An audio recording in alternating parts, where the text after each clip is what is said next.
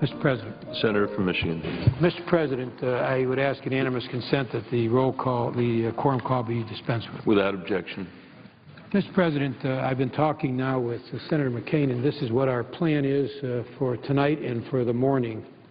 In the morning, we would hope that we would be able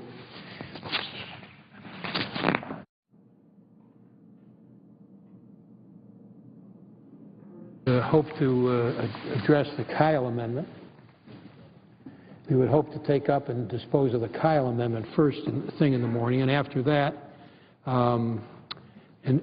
we would then expect to move to Senator Ayotte's amendment, to which there may or may not be a second degree or a side-by-side amendment offered.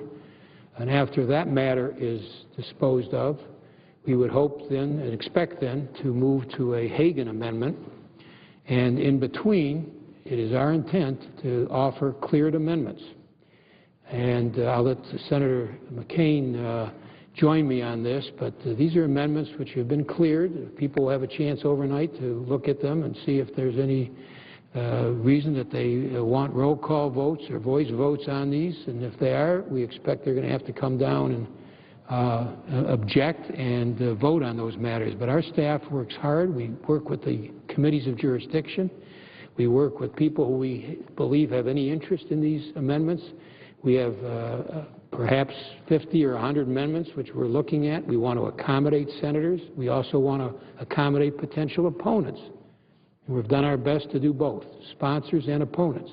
But that is our plan for tonight and for tomorrow morning, except that we would then ask that Senator Hagan be recognized tonight to speak on an amendment, not to call it up, but to speak on an amendment that she would be offering tomorrow in the queue which I've just described. Mr. President, the Senator from Arizona. I thank the distinguished chairman. I think we have made reasonably good progress today. I think we've disposed of a number of important amendments. We still have a number of issues, particularly the detainee issue, which will probably require that we have a number of speakers, and but also I hope we could reach a time limit on that. You mentioned that there may be possibly a side-by-side or a second-degree amendment to the AYOT amendment, possibly. But I think the Chairman would agree we've made pretty good progress, but we've still got quite a long way to go. We'll have a full day tomorrow, and hopefully we can get it down to a bare minimum of amendments so that we can finish up. I thank all of our colleagues for their cooperation. We thank the Senator from North Carolina for discussing her amendment this evening. Thank you, Mr. Chairman. Mr. Chairman, with that, I yield the floor. And we understand there'll be no, excuse me for interrupting, and there'll be, I think it's already been announced, there'll be no more votes tonight, and that after Senator Hagan is done, should we go into morning business now for this, or should we, let's go in the morning, after she's done?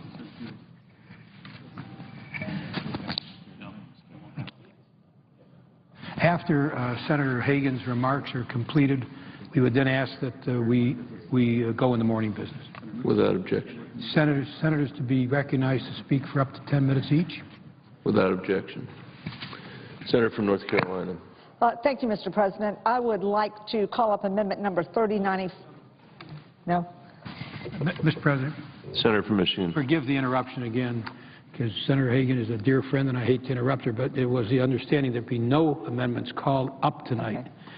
The expectation is that you would be recognized tomorrow in that queue to call up the amendment, but that tonight your remarks would be without calling the amendment up tonight, but holding that off for tomorrow morning.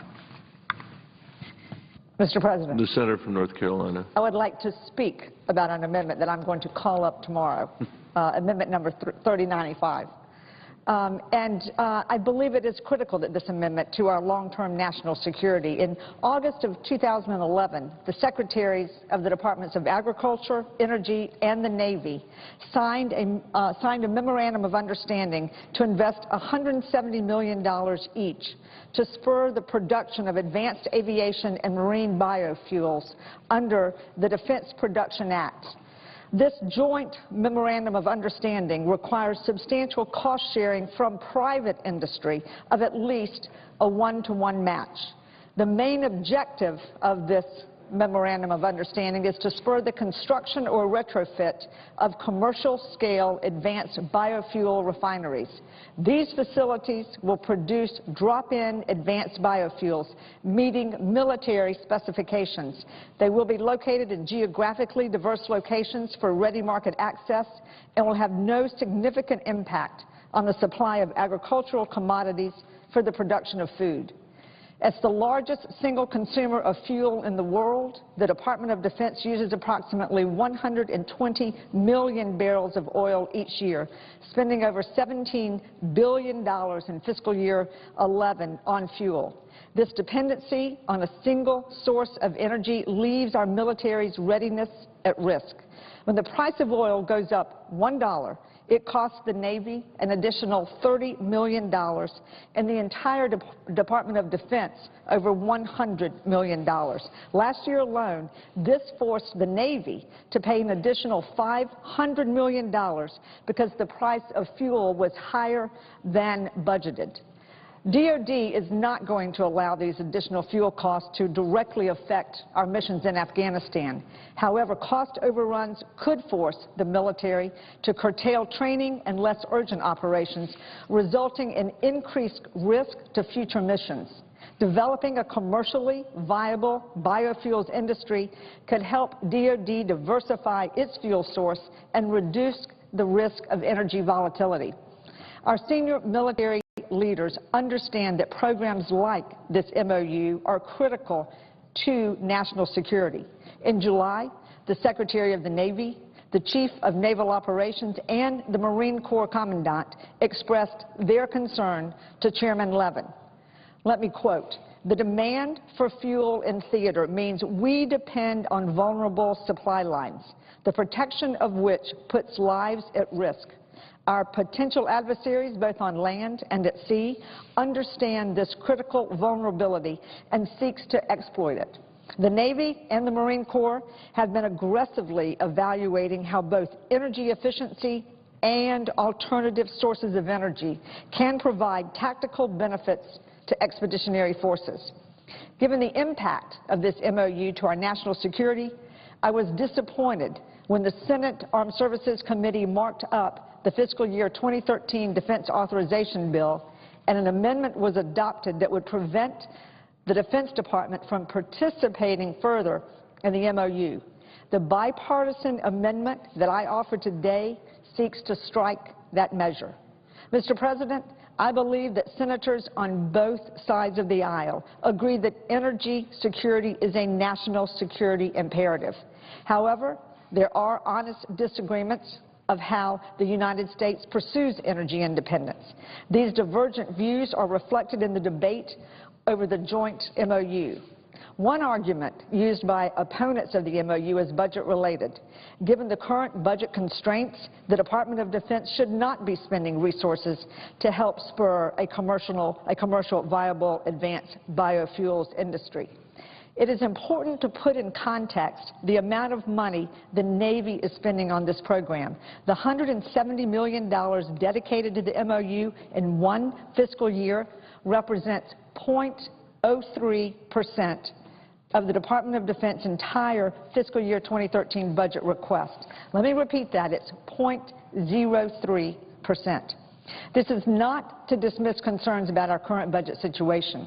I, too, am deeply concerned about our country's fiscal path, and I continue to advocate for Congress to put politics aside and we make the tough choices necessary to ensure future generations are not burdened by unsustainable debt. However, as we tackle our budgetary challenges, we must not harm programs important to our national and economic security. This joint MOU is one such program. What about the cost of advanced biofuels? In the past 2 years, the cost of biofuels purchased for these 50-50 fuel blends used in Navy training exercises has dropped by over 50%. Moreover, the Navy has made clear that they will not procure large quantities of biofuels for operations until they are cost competitive with traditional fuels. The MOU is bringing the cost of biofuels in line with petroleum, and now is not the time to stop the program from reaching its goals. And as I mentioned earlier, diversifying our energy mix will also help protect our military from the cost associated with price spikes in oils. Sudden energy cost increases force DOD to reallocate finite resources away from long-term priorities. Critics of the MOU often say that if the government wants to promote advanced biofuels, we have a Department of Energy. Of course, the Department of Energy has an important role to play, but so does the Navy and the Department of Agriculture. From my perspective, leveraging the unique capabilities of each agency in partnership with the private sector exemplifies the type of innovative approach needed to solve our country's most vexing problems. Looking back in history, the Navy's leadership on energy innovation is nothing new. It was the Navy that shifted from sail to steam in the middle of the 19th century, steam to oil in the early 20th century, and pioneered nuclear power in the middle of the 20th century.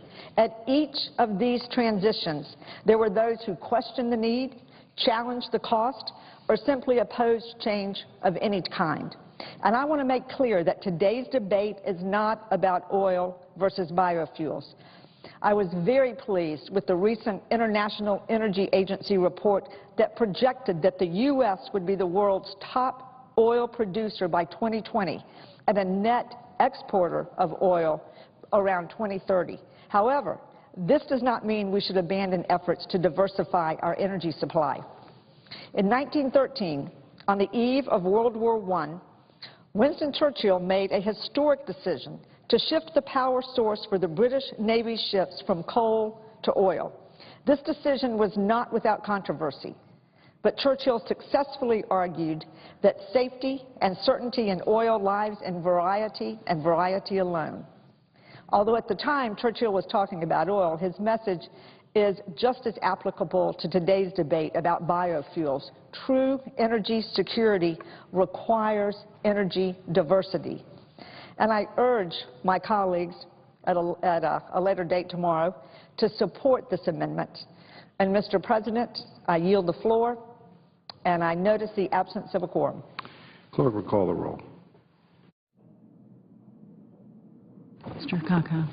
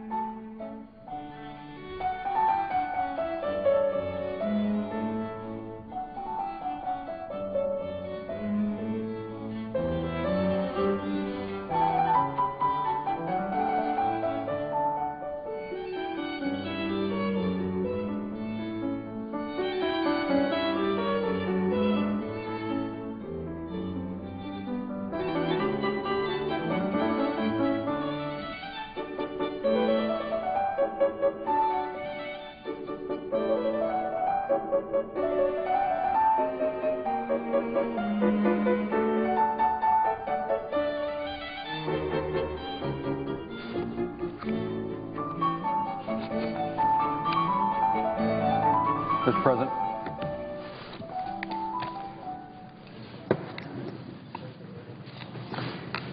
Senators recognized. Thank you, Mr. President. We're in a quorum call. I would ask the quorum call be lifted. Thank you very much. Mr. Without President. objection. Mr. President, thank you. Even in this dysfunctional Senate, we as members, we as senators, have a unique opportunity to be advocates for those who need our help, and we need to provide a voice for those who are in need. For years, a decade really, I've been an advocate for allowing increased engagement with Cuba. Been an advocate for Kansas and American farmers having the opportunity to sell their agricultural commodities to Cuba. I've always believed that increased engagement with Cuba is a better way to bring about the changes that we all desire for the Cuban people. Additionally, I've thought that our policy toward Cuba was especially damaging, created a significant disadvantage to Kansas farmers and their competition for markets around the globe. And it was ineffective because it's a unilateral embargo. The markets and demand for American commodities do exist off our coastline, and yet Congress and administrations over the years have failed to make it possible for there to be much sale, much relationship, commercial relationship with the people of Cuba. For more than a decade, I've worked to open up those Cuban markets to American agriculture. In 2000, I offered an amendment to the Treasury Appropriations Bill when I was in the House of Representatives that removed those trade sanctions on food, agriculture, commodities, and medicine. It paved the way for American farmers to sell their crops to Cuba for the first time in more than 40 years. The language of that amendment ultimately became part of legislation called the Trade Sanction Reform and Export Enhancement Act, TESRA. Over the years, administrations have made changes, have tightened the rules under that legislation and made it, again, difficult for our farmers to sell agriculture commodities to Cuba. On multiple occasions, I fought to reverse those decisions, those new rules by administrations to make it easier for us to sell those commodities. We're not even talking about trade, we're simply talking about the sale for cash of those commodities. We went through this. In fact, last year I offered an amendment to an appropriation bill that was approved by the Appropriations Committee to change those regulations. I say all that because I want to highlight how important and how long-term my interest in this issue has been. But that's not the point of what I want to talk about tonight. I want to establish that this matters, but despite the fact that it matters, I've taken a hiatus. In fact, I announced in the Appropriations Committee this year that I would not be offering that amendment again. And it's not that I've changed my mind about the value of engagement or the importance to Kansas and American farmers to be able to sell their commodities to Cuba, but it's a sincere recognition on my part that the Cuban government has a responsibility to cooperate with the United States on an issue that many of us are concerned about, which is the unjust detention of an American citizen, Alan Gross. Nearly 3 years ago, December the 3rd, 2009, Alan was arrested in Havana, where he had been working in a U.S. government for a U.S. government subcontractor that had a contract with USAID, an agency whose mission is to help those in need. As a USAID subcontractor, Alan had made 5 trips to Cuba, where he helped a small, peaceful, non-dissident Cuban Jewish community. He was arrested. He was detained without charges for 14 months. Later, he had a 2-day trial resulting in a 15-year prison sentence for alleged, quote, actions against the independence and territorial integrity of the state. Since his arrest, now a long time ago, his detention even so long ago, Alan's health has deteriorated. He's lost more than 100 pounds and suffers from several debilitating medical conditions. During his imprisonment, members of his family have faced serious illness. His daughter's been diagnosed with breast cancer. His 90-year-old mother has been diagnosed with inoperable cancer. In light of Alan's continued deterioration in his health and the health problems experienced by his family, 42 of my colleagues joined me and Senator Cardin earlier this year in calling on the Cuban government to release Alan on humanitarian grounds and allow him to return to his family in the United States. Recent news, in fact, just yesterday, I learned from a press report that Cuba planned to make an announcement regarding Alan Gross, and it fueled hope on the part of many of us that the announcement would be that he would be released. Sadly, unfortunately, today the announcement was nothing other than their assessment, the Cuban assessment, that Alan is in good health. I asked my staff and others who know me and know about this issue to say their prayers last night that the release would occur. And once again, Cuba has failed to do what is right and proper. It's unclear whether the claim that Alan Gross is in good health is true. Certainly many reports indicate that that's not the case. He's never been examined by an independent medical examiner, something that's required by international law. It's past time for Cuba to release Alan and allow him to return to his family, then failure to do so makes any improvement in the relationship between our two countries so much more difficult and highly unlikely. I think that would benefit the people of Cuba, but their government continues to take an unjust course. Alan should be released, and Cuba should do the right thing. Mr. Gross devoted his professional life to helping others through his work in international development. He and his family have suffered more than most could endure over the last 3 years. Continuing our efforts to bring Alan home, next week on December the 3rd, the 3-year anniversary, Senator Cardin and I will introduce a resolution calling for the immediate and unconditional release of Mr. Gross. I ask my colleagues to join us in supporting this resolution to help send that clear message to Cuba that even those of us who want a better relationship, even those of us who've been willing to cast the votes to increase that opportunity for a relationship between the United States and Cuba, we want Alan Gross to come home. It's my hope that the Cuban government will reverse course and that Alan can finally come home to his wife, Judy, and to their family. Mr. President, I would ask my colleagues to join me in that effort, and perhaps more importantly, I would ask Americans to join us in the prayer for Alan's release. I yield my time. Majority Leader is recognized. Calendar number 535, S. 1998. Clerk will report. Calendar number 535, S. 1998, a bill to obtain an unqualified audit opinion and improve financial accountability and management at the Department of Homeland Security. Without objection, the Senate will proceed to the measure. I ask unanimous consent the committee report and substitute amendment be agreed to. The bill as amended be read a third time passed. Motion reconsider be laid on the table. There will be no intervening action or debate. Any statements related to this matter appear in the record as if read. Without objection.